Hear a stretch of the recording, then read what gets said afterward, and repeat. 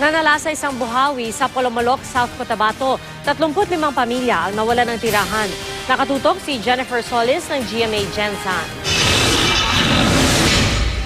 Nagkasya na lamang mula sa ngayon sa isang barong-barong ang 6 na anak ni Hani Lonzaga. Isang tahanan ni Hani sa 35 bahay na winasak ng buhawi sa People's Village, Barangay Cannery Site, Polomolok, South Cotabato kahapon. Natrap kami, na-corner kami sa loob, yung ref nakaharang sa pintuan. Bas na tumba na yung ano ba. Nasa loob naman ng bahay ang mag-anak ni Edwin Panyo nang manalasa ang buhawi. Pagtanong ko sa balay ang balay mo, murag marsa naman, gawas ko sa pirtahan. Paano sa pirtahan yung balay ni ala naman yun. Mo to ako nahuna lang likamang na lang ko, kaya mapalit mo ko sa angin.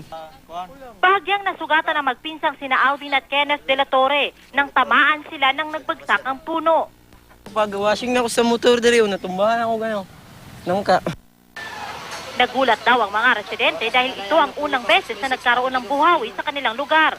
Pag nagtaligsik na hangin na, kusugayo, gatingog ba? Paingon diri.